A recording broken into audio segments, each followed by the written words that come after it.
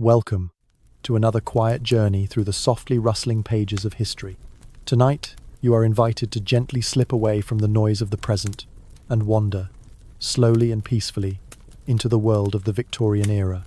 As the modern world winds down, allow your thoughts to drift toward a time of lace collars and drawn carriage curtains, a time when silence at the dinner table was golden, posture was policed with firm precision, and calling cards were small tokens of great importance.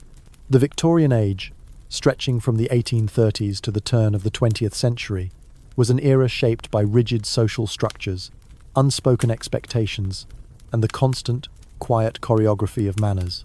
Close your eyes, if you haven't already. Breathe in deeply. Imagine the ticking of a long-case clock in a drawing room warmed by gaslight. The faint scent of lavender oil lingers in the air, the kind that might have been dabbed on a lace handkerchief before a formal visit. The world you are about to visit is calm, composed, and quietly governed by rules.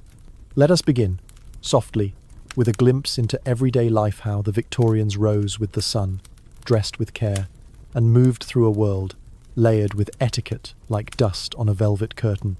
In Victorian Britain, even the most mundane activities were folded carefully into layers of ritual and expectation. Morning began not with a blaring alarm clock, but often with the chiming of a household bell, rung by a servant if one were fortunate enough to have help, or else by the slow rise of light filtering through drawn curtains.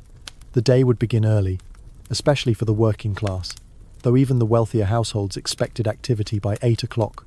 The first order of business for a middle or upper-class lady was dressing, a task rarely done alone. In wealthier homes, a maid would assist with the numerous layers of clothing, the chemise, corset, drawers, and petticoats, followed by a day dress buttoned tightly up the back. Each item was not merely clothing, but a silent signal conveying class, modesty, and respectability. A gentleman, too, observed a sartorial ritual. Starch, wool, and polish defined his morning.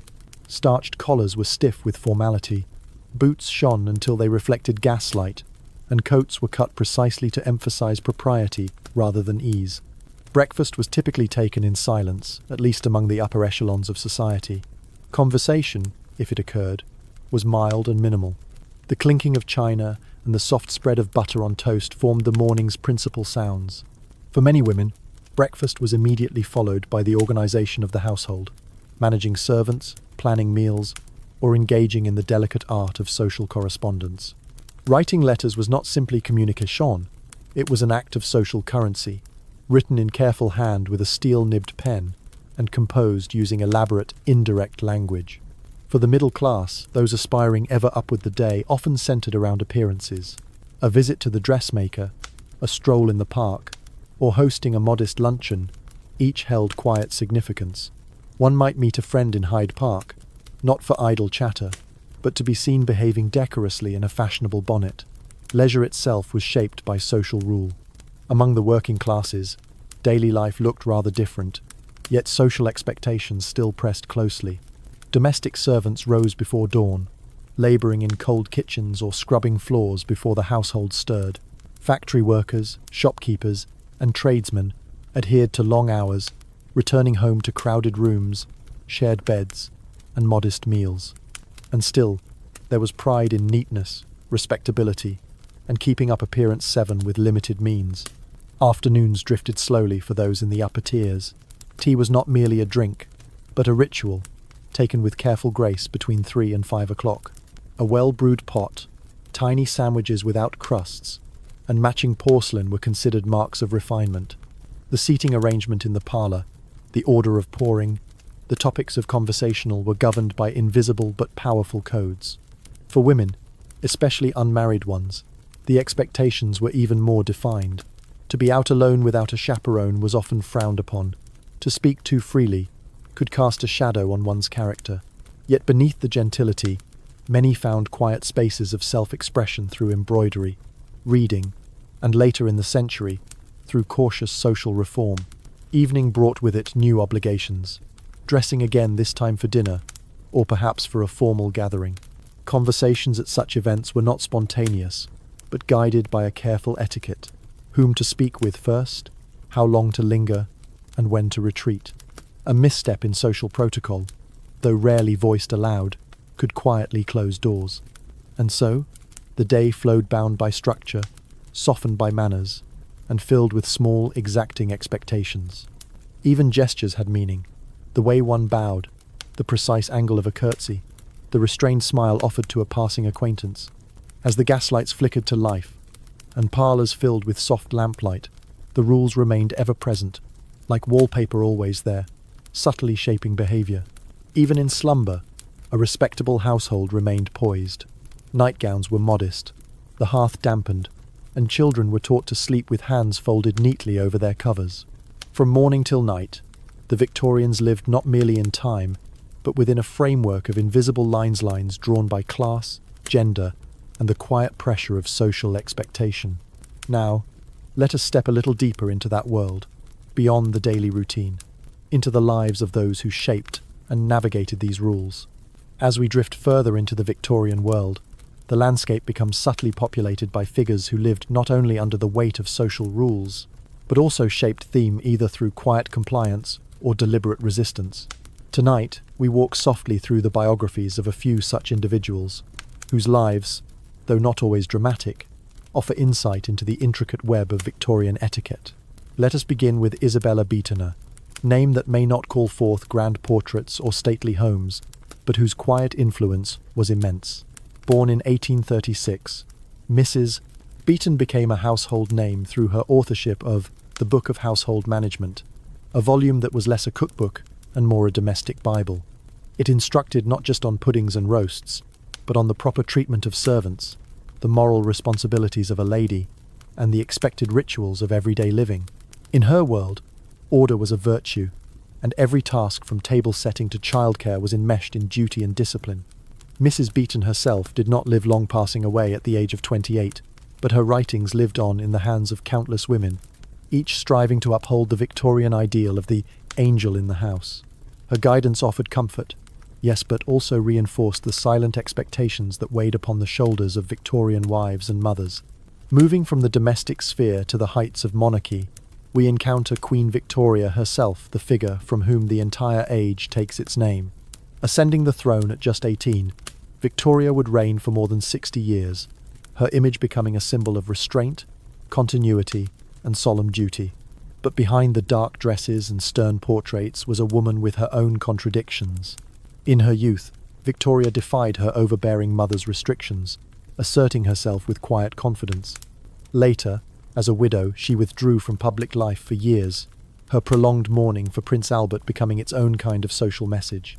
In choosing to embody sorrow so fully, she inadvertently codified mourning into its own elaborate set of rituals: black crepe, jet jewelry, and years-long grieving periods. Victoria was deeply devoted to decorum, and her own behaviour reinforced strict social norms. Yet, she also broke with some traditions, particularly in her close relationships with servants like John Brown, and later, Abdul Karim.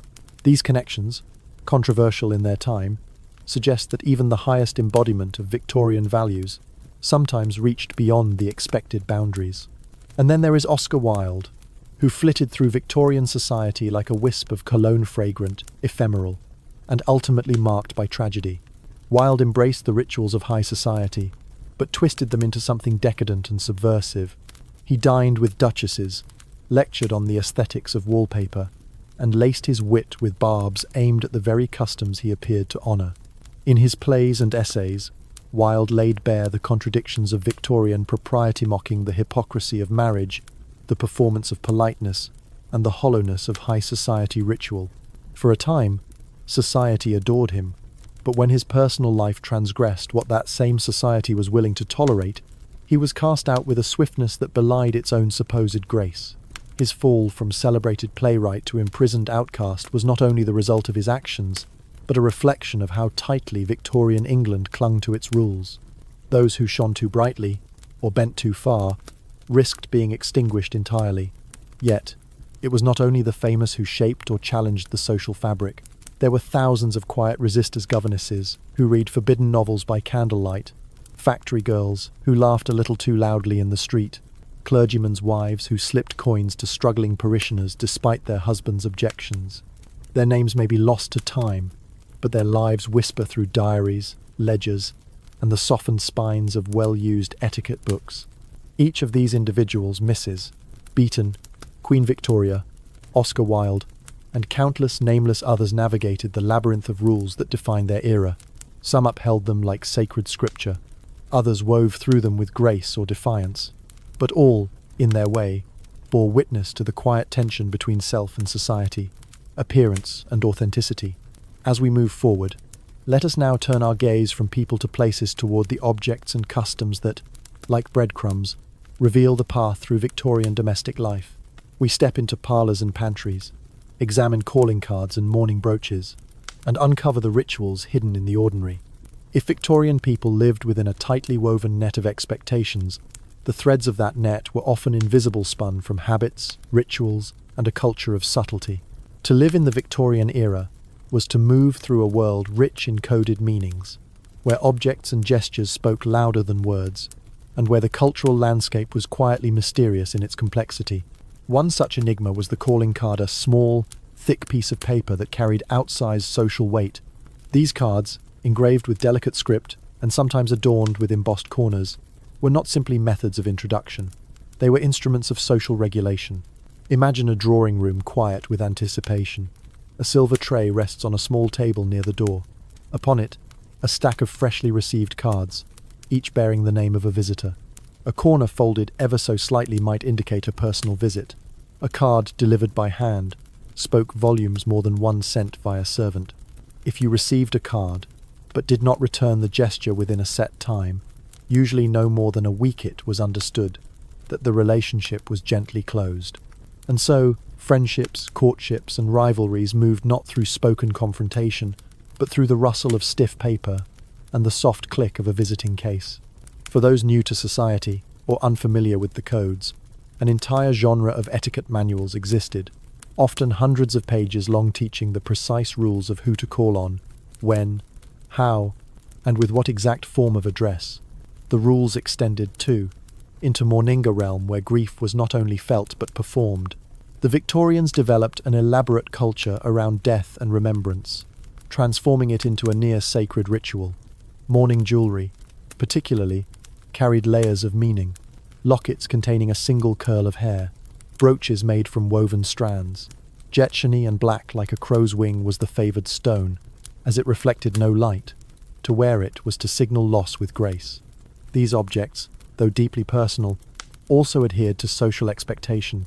Widows were expected to mourn for at least 2 years, wearing full black during the initial deep mourning stage, then slowly transitioning through shades of grey and lilac. To deviate too quickly was considered shocking. Even the fabric matted matte crepe was preferred, as sheen was considered inappropriate in the presence of grief. Another strange cultural ritual, now largely forgotten, was the language of flowersa Victorian fascination with assigning specific emotions or meanings to blossoms. A bouquet was no mere decoration. It was a message in disguise. A red rose spoke of romantic love, but a yellow one might suggest jealousy or infidelity. A sprig of rosemary symbolized remembrance. A posy of pansies, thoughtfulness. The giving and receiving of flowers became a wordless form of courtship, apology, or subtle confrontation.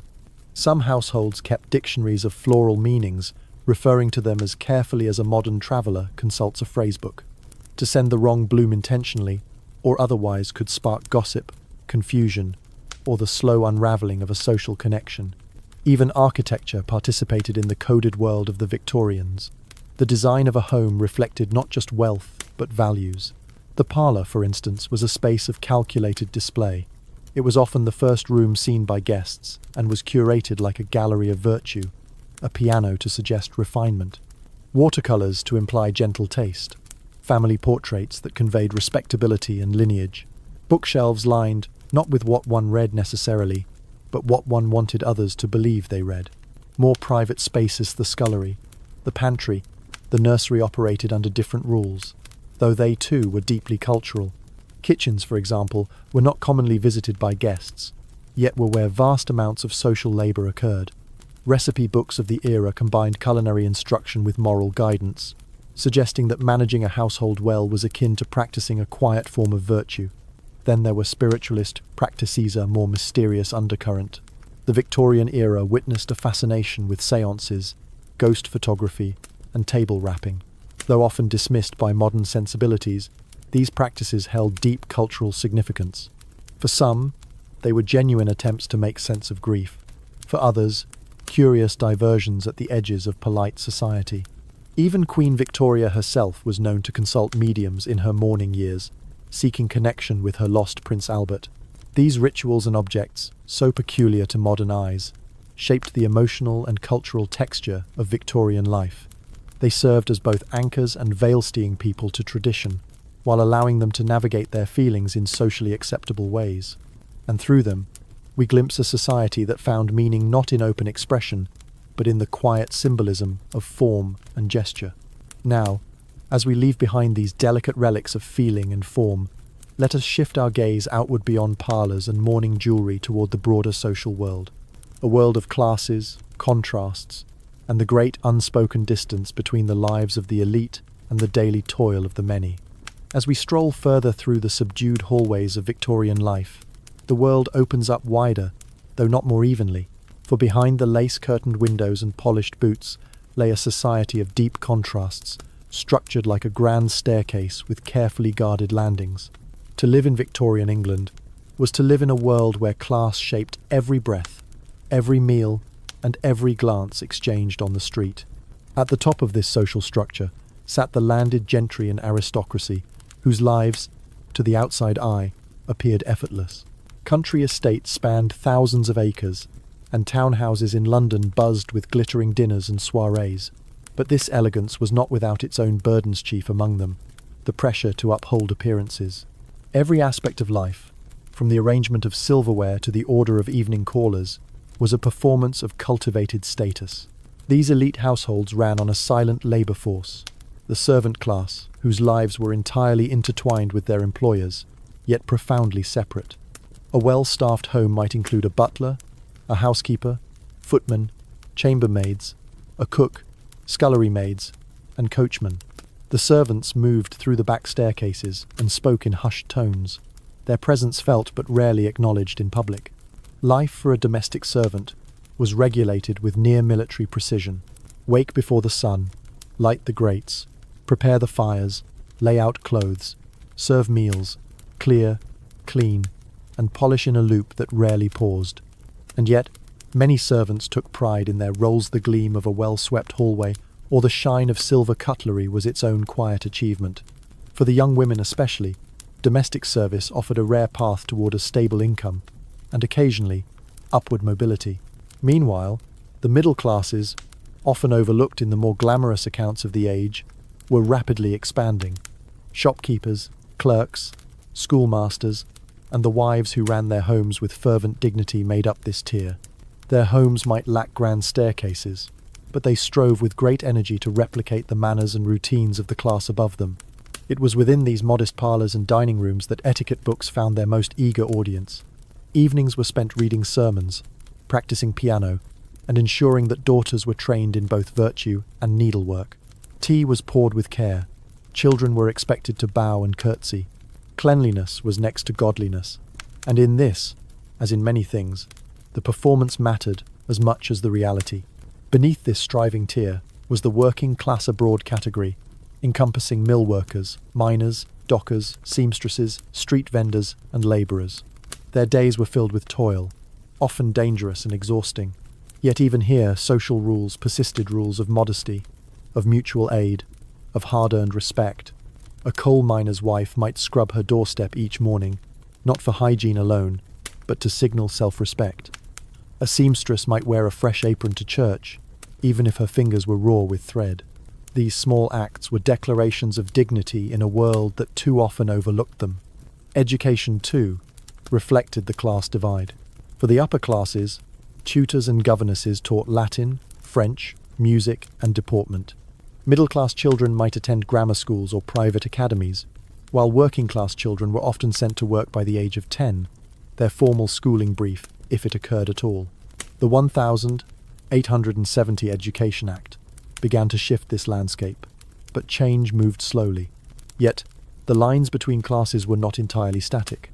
The Victorian period saw the rise of industrial welfare, new kind of elite, whose fortunes were made in cotton, coal, and railways. These newly wealthy families, often lacking aristocratic titles, sought entry into high society. Some succeeded, marrying into old families or acquiring landed estates. Others found doors politely closed, their money unable to purchase the right kind of pedigree. Meanwhile, those born into privilege were not immune to decline. A poor investment, a scandal, or simply the slow erosion of inherited wealth could lead to genteel poverty, a parlour still furnished, but with threadbare curtains and meals growing simpler by the month. And yet, many clung to the rituals of their class, wearing gloves even when the lining had worn away. There was a kind of theatre to it, a la shared understanding that maintaining the performance of class was itself a social necessity. Even in mourning, even in hardship, the rules applied. In the street, a gentleman might tip his hat to a lady of similar station but avert his gaze from a factory girl. At a dinner party, a hostess would carefully seat guests according to status, avoiding the embarrassment of misplacing a minor noble.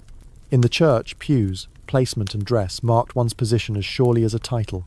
These divisions were subtle, yet deeply felt like water moving through different levels of stone, carving separate paths over time. And though the era carried with it a strong sense of morality and charity, the divide between rich and poor was profound, and often quietly reinforced by the very rituals meant to bring people together.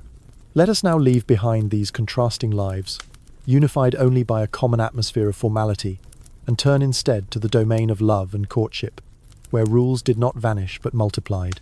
For in matters of the heart, the Victorians walked a narrow bridge, balancing desire and decorum with extraordinary care. In a world so carefully arranged by manners, it is little surprise that love so unpredictable by nature was gently wrapped in layer upon layer of custom and constraint during the Victorian age. The path from glance to courtship, from proposal to marriage, was not merely a personal journey, but a public performance, shaped by tradition, expectation, and the watchful eyes of society. To fall in love in Victorian England was often less a matter of impulse and more a process of slow, socially sanctioned progression. For women, particularly those of the middle and upper classes, the idea of an independent romantic life was not only discouraged, it was, in many cases, practically impossible. A young lady would not be left alone in the company of a gentleman. Chaperoned, often a mother, aunt, or trusted friend were present at social gatherings, walks, and even shared carriage rides. Imagine yourself at a garden party, the summer air warm, the rustle of taffeta mingling with the hum of conversation. A glance is exchanged across the lawn. A gentleman approaches to ask for a dance. He bows. She curtsies. Their hands meet, gloved and fleeting, and for a moment, their steps align. But the words exchanged are carefully chosen, the tone subdued. The courtship, if it begins, will unfold like a flower under frost, tentative and cautious. The exchange of letters was often the next stage, but even this was fraught with unspoken boundaries. A letter could not be too familiar. Sentiments had to be veiled, expressed through poetry, metaphor, or shared literary references. One did not say, "I miss you." One might instead reference a line from Tennyson or a phrase from Shakespeare. Engagements, once entered into, were seen as a kind of sacred contract. For the woman, it marked her transition from guarded maiden to future wife. For the man, it was a declaration of both affection and financial readiness. In fact, suitability often hinged less on romance and more on stability. A man was expected to offer not only love, but a future, a home, a respectable income, and moral standing.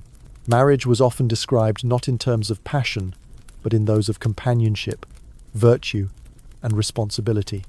The notion of the angel in the house, a phrase drawn from Coventry Patmore's popular poem, captured the ideal of the Victorian wife: gentle, selfless, nurturing, and above all, devoted to the domestic sphere. Her duties included more than cooking or child-rearing. She was the moral compass of the home, the quiet regulator of her husband's behaviour, and the patient educator of her children.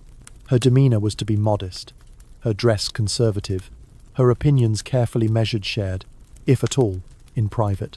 For men, the Victorian role was no less rigid. A gentleman was expected to be upright, industrious, and honourable.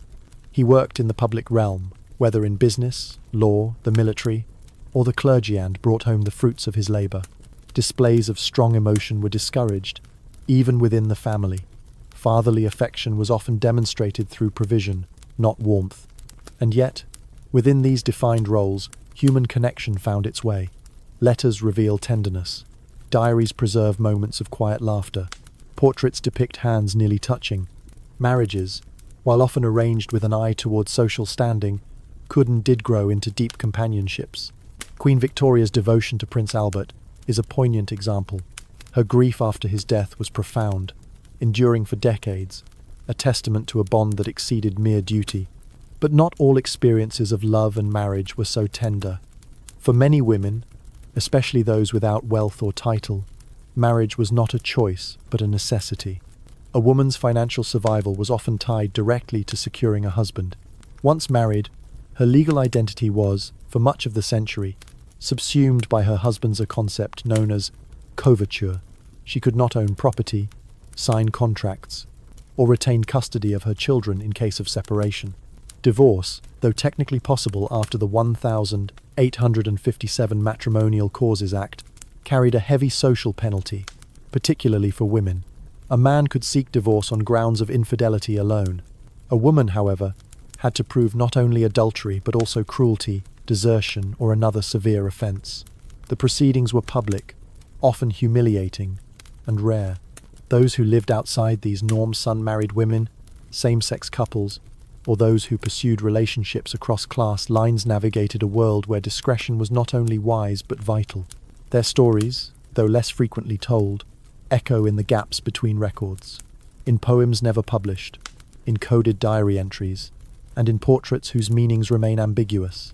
And so Victorian love walked a careful line, never straying too far from respectability, never moving too quickly, and rarely stepping outside the bounds of social ritual. But within the rules, affection still found its rhythm. It whispered in lace-edged letters, strolled quietly through manicured gardens, and lingered in the soft light of drawing rooms at dusk. From the rituals of romance, we now transition to the realm of youth and learning. Let us wander into the classrooms and nurseries, where children were shaped, corrected, and prepared to one day carry the rules forward. To be a child in the Victorian era was to live within a paradox, both cherished and controlled, both indulged and corrected. Childhood, once seen merely as a waiting room for adulthood, began in this period to be recognized as a distinct phase of life. And yet, even in its newfound importance, it remained tightly wrapped in discipline, duty, and decorum. From the earliest age, children were instructed not only in arithmetic or penmanship, but in how to behave, how to sit still, speak softly, and exist within the calm, ordered rhythm of Victorian life. The child was expected to be a quiet shadow of the adult they would someday become. For the wealthy and titled, childhood unfolded in nurseries under the watchful care of nurses and governesses. A well-appointed nursery was a self-contained world, a high-ceilinged room with large windows, polished wooden floors, and shelves lined with wooden toys, moral storybooks, and perhaps a Noah's Ark set arranged meticulously atop a low cabinet. The day began with grooming and prayer, followed by breakfast often served by the nanny, while parents remained in their own morning routines. Afterward came lessons, typically administered by a governess in the case of girls or a private tutor for boys. Education extended beyond academics to include posture, elocution, music, and drawing, all viewed as essential ingredients of a respectable upbringing. Girls, in particular, were taught domestic arts alongside their reading and French conjugations. Samplers embroidered with proverbs hung beside maps and botanical prints. Their skills were to reflect their future role, to be agreeable companions, modest hostesses, and capable managers of the household. Boys, meanwhile, might be sent to boarding schools once they reached a certain age. There, they entered a world of cold dormitories, Latin drills, and the strict governance of headmasters and prefects. The classics were prized: Homer, Cicero, Virgilius were character-building sports, and the steady cultivation of stoicism. Discipline could be harsh, but was viewed as necessary, a means of shaping moral fibre. For middle-class families, education often mirrored that of the elite in aspiration, if not in grandeur. Many children attended private academies or parish schools, learning the basics of reading, writing, arithmetic, and moral instruction. The family home served as the primary training ground for manners and virtues. A middle-class child was expected to be orderly, obedient, and grateful, a small mirror of the adult world, polished daily by firm instruction. At the lowest rungs of society, childhood looked very different. For working class and poor children, the luxury of education was often secondary to the need for income.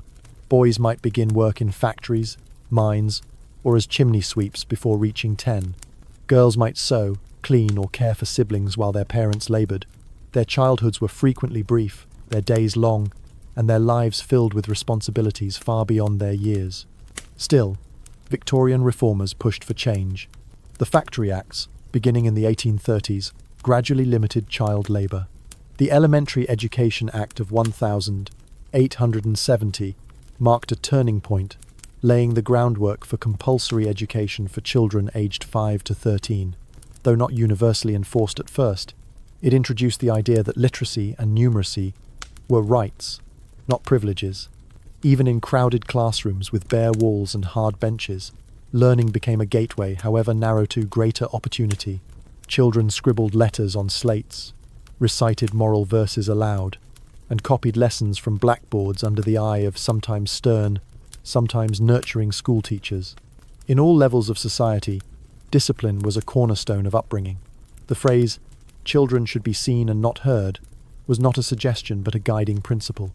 A child who interrupted an adult conversation, who slouched, or who neglected their duties risked sharp correction. Good behaviour was praised quietly, bad behaviour corrected swiftly. Yet, within the boundaries, moments of tenderness bloomed. A governess reading poetry by the fire, a nurse soothing a child's night terrors with a lullaby, a parent pausing work to admire a carefully drawn picture or listen to an awkward recital. These moments, though modest, offered warmth in an otherwise structured world. Toys, too, carried both play and instruction. Girls were given dolls complete with miniature wardrobes and tiny accessories to prepare them for maternal roles. Boys received toy soldiers, building blocks, or small-scale scientific instruments, encouraging leadership, logic, or exploration. Even in leisure, there was purpose. As evening approached, the nursery would quiet. Children changed into nightgowns, knelt by the bed for prayer, and listened to Bible stories or moral tales before slumber. Silence returned to the household, broken only by the ticking of a clock or the soft rustle of a blanket being adjusted. The Victorian child, whether cradled in luxury or shaped by hardship, was not simply growing, they were being formed, moulded by invisible hands into the image of what society hoped they would become: dutiful sons, modest daughters, upright citizens. And in that quiet shaping, the rules of the age were passed down like heirlooms. Let us now turn our attention to the institutions that shaped the larger fabric of this society, those grand, sometimes severe structures of church, state, and science that helped sustain and reinforce the Victorian way of life. As much as individual lives were shaped by etiquette and expectation, the broader Victorian world was scaffolded by a range of institutions, formal, enduring, and quietly authoritative. These institutions acted as guardians of order, channels of knowledge, and enforcers of morality. To walk through a Victorian city or countryside was to pass daily under their subtle but constant gaze. At the very heart of Victorian authority stood the Church, and specifically for much of England, the Church of England. It was not only a place of worship, but a cornerstone of public life. Sunday attendance was more than a spiritual choice, it was a civic expectation. The clanging of bells on a Sabbath morning signalled more than piety. It was the rhythmic heartbeat of social coherence. In rural villages, the church served as the primary site for community gatherings. It was where announcements were made, disputes were settled, and social order reinforced. The parson, a figure of solemn gentleness or unyielding severity depending on his temperament, was both a spiritual guide and a social referee. Sermons dwelled not only on divine matters, but on the virtues of cleanliness, obedience, thrift, and modesty. These were, after all, the secular values of the age dressed in ecclesiastical robes. The church pews themselves were a map of hierarchy. Families sat in appointed rows, their placement reflecting their standing in the parish. Even salvation had its seating chart. Beyond the church, the legal system carried out its duties with a similarly understated weight. Courtrooms echoed with the scratch of quills and the low murmur of proceedings. Justice, as envisioned by the Victorians, was solemn, precise, and deeply moral. Petty, crimes, pickpocketing, disorderly conduct, unpaid debts were often met with strict punishment. For those convicted, time in prison was not merely retribution, but a form of correction. The Victorian prison system itself was designed with reform in mind, though the methods were severe. Silence was enforced. Inmates walked in lines with eyes lowered. The infamous separate system of isolation aimed to force reflection and repentance, but often instead led to loneliness and despair. And yet, alongside this strictness, a genuine belief in progress and improvement grew. Reformers like Elizabeth Fry campaigned for more humane treatment of prisoners. Parliament debated laws to address poverty, education, and labour rights. Slowly, institutions bent toward change, though often at a glacial pace. Another powerful institution was the school, where the ideals of the age were poured into the minds of children. Beyond reading and arithmetic, schools taught deference to authority, punctuality, and restraint. Morning assemblies began with prayers or moral recitations. Desks were arranged in rows, lessons delivered from a central pulpit, and discipline administered with unwavering formality. Textbooks emphasized empire, scripture, and industriousness. The map of the world, coloured in pink to indicate British holdings, instilled both pride and a sense of civilizational duty. Even handwriting was considered a moral practicing neatness, equated with discipline, a shaky line, suggesting a lack of control. The press and printed word, too, rose to prominence. The spread of newspapers, periodicals, and pamphlets brought ideas to the breakfast table and the railway compartment. Yet these publications were not always engines of dissent.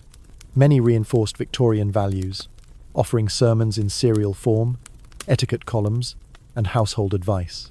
Political cartoons and serialized novels coexisted with domestic sermons and war reports. Meanwhile, the Royal Society, universities, and learned clubs became the silent temples of Victorian science. Gentlemen in waistcoats and pince-nez conducted experiments, penned treatises, and gave lectures in gas-lit halls. The natural sciences, in particular, flourished botany, geology, and anatomy, revealing the mechanics of God's creation through microscope and magnifying glass. It was in this intellectual climate that figures like Charles Darwin quietly upended worldviews. The publication of On the Origin of Species in 1859 sent quiet ripples through institutions that had long held firm. Though not rejected outright, Darwin's ideas sparked debates that threaded their way through sermons, scientific journals, and dining parlours alike. In public life, government bureaucracy was expanding. The post office became one of the most trusted institutions in the land, efficient, punctual, and polite.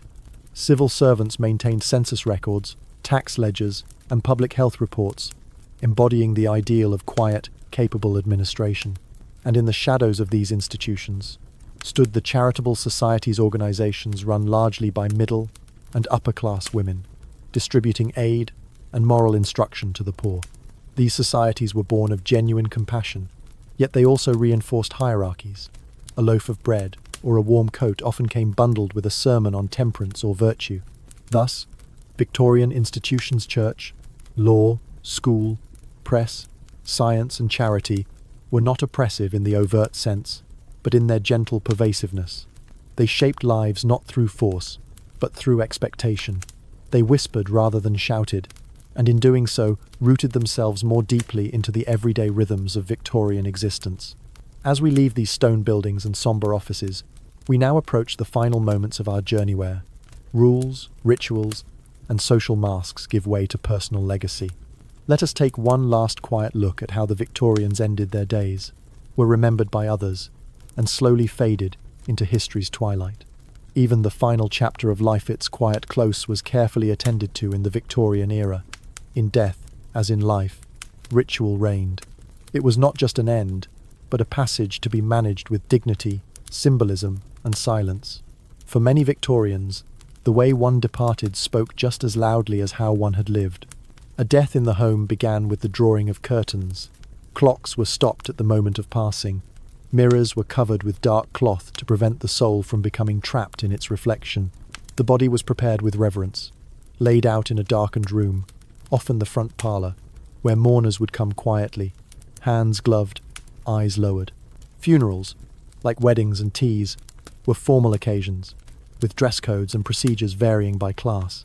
The wealthier the family, the more elaborate the arrangements, black-plumed horses drawing a glass hearse, professional mourners in top hats, carriages stretching down cobbled streets. For the poor, a modest wooden casket, often shared across several burials in the case of paupers' funerals, would suffice. Yet even these were marked by solemnity. Mourning itself became a language. A widow's mourning dress, heavy, black, and free of embellishment, was to be worn for at least 2 years. Gloves, veils, even parasols all adhered to the expectations of grief.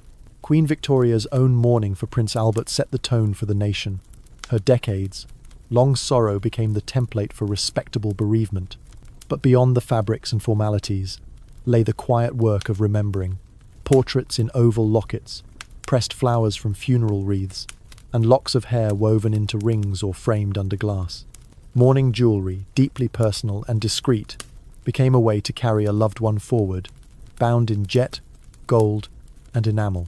Legacy, too, was carefully curated. Obituaries in newspapers outlined a life not in passion or complexity, but in service, virtue, and good standing. He was a devoted husband and an honourable man. She was kind to all and generous in her charity. The flaws, if any, were softened, like worn marble. What mattered was the performance of grace even in memory. Graveyards were visited often.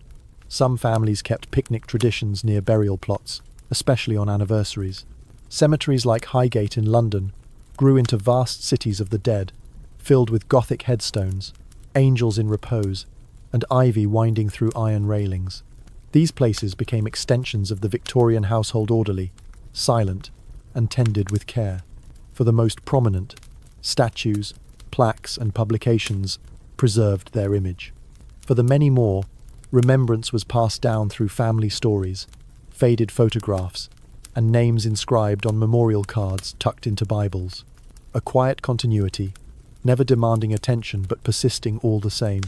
As the 20th century approached, the firm lines of the Victorian order began to blur. New voices challenged old ruleswomen seeking suffrage, artists and writers peeling back the gloss of propriety, scientists unravelling old certainties.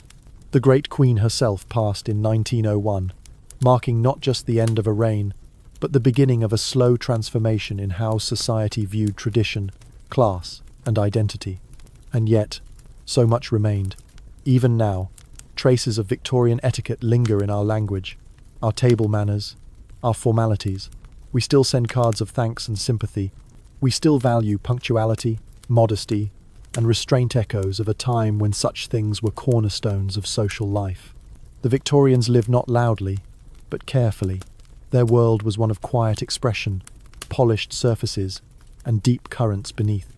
To live within it was to move with precision, to speak with care, and to understand that every gesture, no matter how small, carried meaning.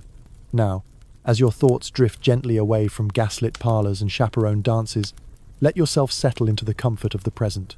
The strict schedules and layered dresses, the calling cards and whispered courtships, they belong to another time, one whose silence still hums softly through the pages of history. We remember the Victorians not just for their architecture or their inventions, but for the ways they lived with structure, how they made meaning out of manners and identity out of ritual. Their world was quieter, more constrained, and yet deeply human in its desire for connection, dignity, and legacy. So, as your mind rests, floating on the calm surface of this bygone age, you may find yourself grateful for the loosened collars, the relaxed rules, and the freedom to dream without permission. Sleep now, if you wish, in the knowledge that even the most buttoned-up eras were full of longing, of love, and of quiet, beautiful order. Good night.